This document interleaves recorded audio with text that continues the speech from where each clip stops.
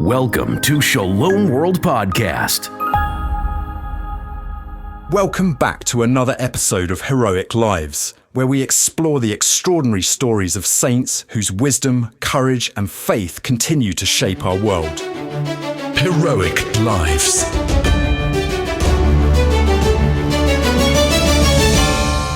Welcome back to Heroic Lives, where we explore the stories of saints who didn't just live their faith, they shaped the world with it. In our last episode, we journeyed with St. John Henry Newman, a man who showed us that faith and reason belong together. If you missed that episode, you can always catch up on Shalom World Podcast. Today, we go much further back in time, to a world that was, quite literally, falling apart. The Roman Empire had collapsed. Political systems were unstable. Culture was fragmenting. And something even more serious was at risk. Knowledge itself was disappearing. Imagine living in a world where books were rare, libraries were vanishing, and entire generations risked losing the wisdom of the past. Into that uncertainty stepped a quiet but powerful figure. Saint Isidore of Seville, bishop, scholar, and what many call the last father of the West. Now, that title alone should make us curious, shouldn't it?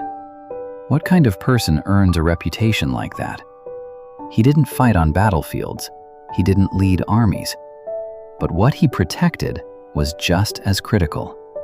He preserved truth. And in doing so, he helped rebuild Christian civilization. Let's step into 6th century Spain. Isidore was born around the year 560 into a deeply Christian family. And not just any family. This was a household of saints. His siblings Leander, Fulgentius, and Florentina would all be recognized for their holiness. Can you imagine growing up in a family like that?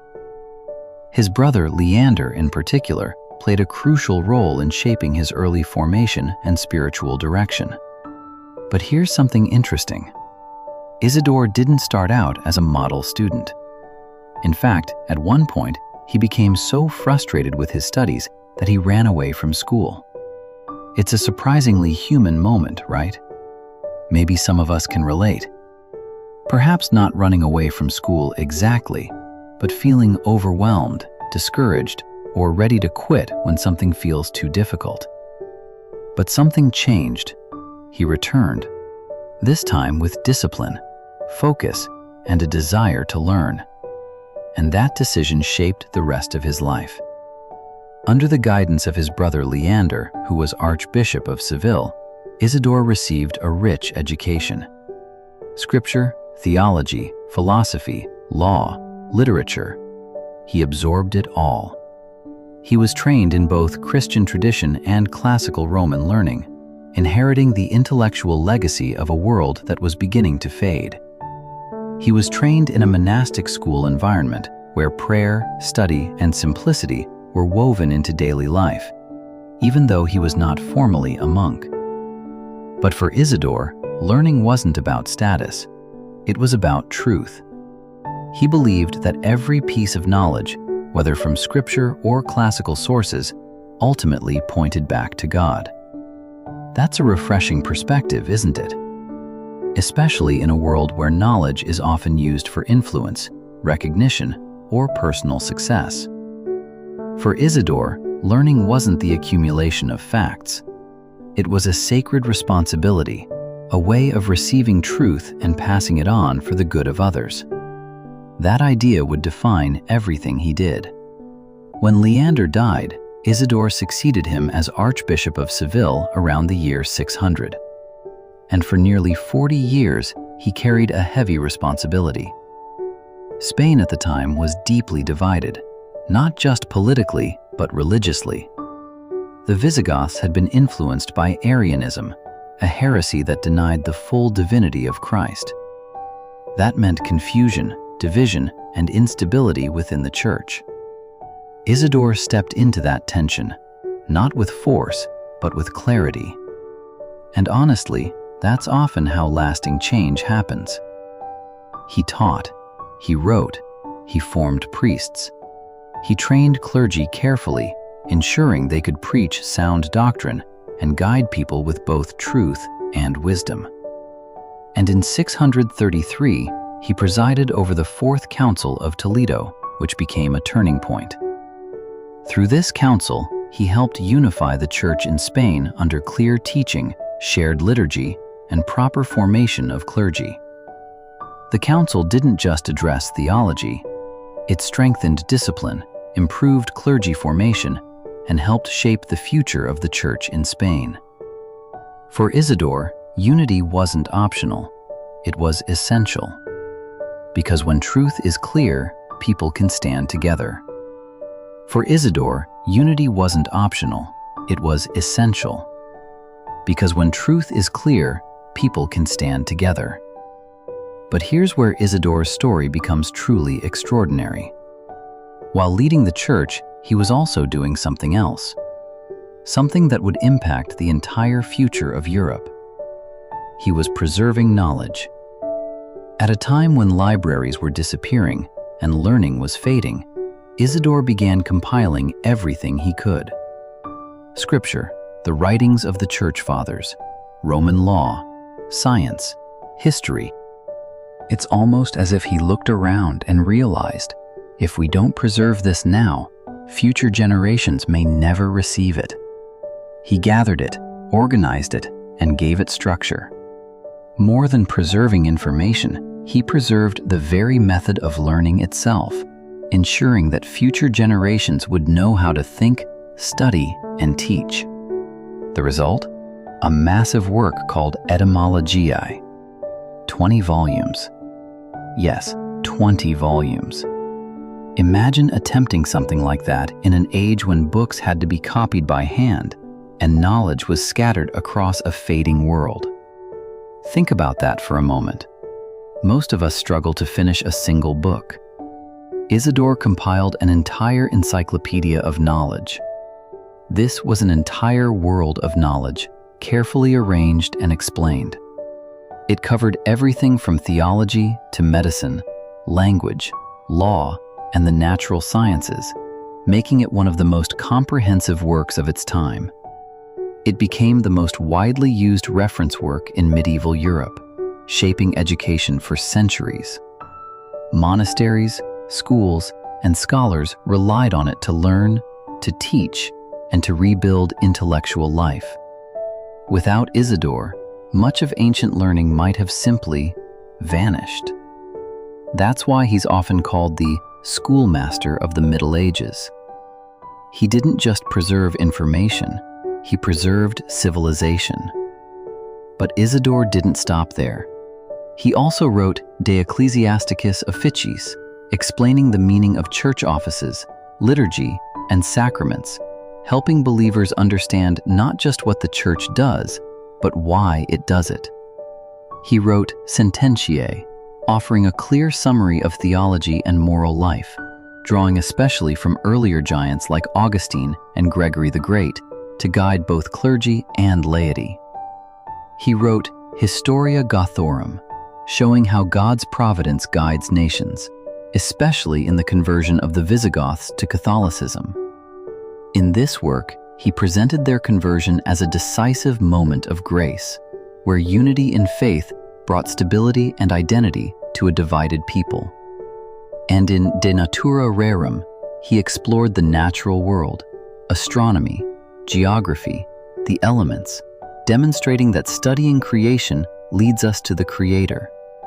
He described the harmony of the universe as ordered by God's wisdom, inviting people to see science as a path to wonder and faith. Do you see the pattern? For Isidore, everything connects: faith and knowledge, nature and theology, history and salvation. Nothing is separate from God. And maybe that's one of the reasons his message feels so relevant today. We often separate our faith from our work, our studies, or our daily responsibilities. Isidore reminds us that God belongs in all of it. Now, let's pause for a moment, because Isidore's life raises an important question for us. What do we do with knowledge? In today's world, information is everywhere. We can access anything in seconds. But does that make us wiser? Isidore would probably say, not necessarily. After all, knowing more facts isn't the same thing as becoming a better person. He believed that knowledge without humility leads to error. He warned that intellectual pride can distort truth and lead people away from God. Learning, he taught, must always be grounded in truth and guided by virtue. But knowledge rooted in truth transforms the soul. He saw study itself as a kind of spiritual discipline. In fact, he treated intellectual effort as a form of asceticism, an offering to God shaped by discipline, focus, and humility. For him, study was not separate from prayer. It began and ended in it. Reading, reflecting, learning. All of it could become a form of prayer. That's a very different way of looking at things, isn't it? What if opening a good book, studying scripture, or learning something new could actually become an act of worship? That's the vision Isidore had. As a bishop, Isidore never lost his pastoral heart. He reminded leaders that they weren't just administrators, they were shepherds. Their role was to guide both the minds and the lives of the people. Knowledge mattered to him, but souls mattered even more. He emphasized that bishops are teachers responsible not only for doctrine, but also for forming moral and spiritual life. He believed that clear teaching leads to unity, and unity leads to peace in both church and society. He emphasized education not as an academic exercise, but as a path to holiness. He even mandated cathedral schools to ensure that the clergy were properly formed. This laid the groundwork for the educational structures that would later shape medieval Europe. In many ways, he became an architect of Christian education.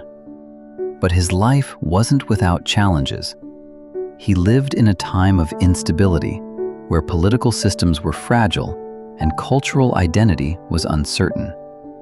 He also faced the ongoing task of healing divisions left by Arianism and guiding a society still finding its footing after the collapse of Roman order. He carried not just spiritual responsibility, but also the burden of helping shape a unified Christian identity for an entire nation. He carried the burden of leadership, not just for the church, but for an entire nation trying to find unity. And yet, he remained steady, focused, disciplined, faithful. He didn't try to do everything at once. He simply kept gathering truth and handing it forward. Saint Isidore died on April 4th, 636, in Seville. He had spent his life teaching, guiding, and preserving what mattered most. Centuries later, in 1722, he was declared a Doctor of the Church by Pope Innocent XIII. Today, he is even proposed as the patron saint of the Internet, a fitting recognition for someone who dedicated his life to organizing and sharing knowledge for the good of others. And honestly, it makes sense. Because long before the digital age, Isidore was already doing something very familiar: organizing knowledge, making it accessible, connecting ideas. In some ways, he spent his life doing what millions of people attempt every day: gathering information, organizing it, and making it accessible to others. The difference is that Isidore never lost sight of the bigger goal: using knowledge to lead people toward truth and wisdom. Here's something he once wrote: "We should pray that we may have pure hearts and humble minds, for wisdom enters only the soul that seeks truth in humility." That's the heart of his message. Not just to know more, but to become more. So what can we learn from Saint Isidore of Seville today? In this world overflowing with information, he reminds us that information fills the mind, but wisdom transforms the heart. In a culture that often separates faith from intellect, he shows us they belong together. And in a time where truth can feel fragmented, he calls us back to clarity, unity, and purpose. And perhaps that's the challenge he leaves with us today. Not simply to consume information, but to seek truth, live it faithfully, and pass it on to others. As we wrap up today's episode, take a moment to reflect. Are we using what we know to grow closer to God? Are we seeking truth with humility or just collecting information? And are we passing on what truly matters? Thank you for joining us for this episode of Heroic Lives. If Saint Isidore's story spoke to you, share this episode with someone who values learning, truth, or maybe someone searching for meaning in all the noise. And remember, holiness isn't just about what we do. It's also about what we seek, what we learn, and how we live it out. Until next time, stay rooted in truth, guided by wisdom, and open to grace. God bless you. Shalom World Podcasts is now available on all online platforms, including Apple Podcasts, Spotify, and others.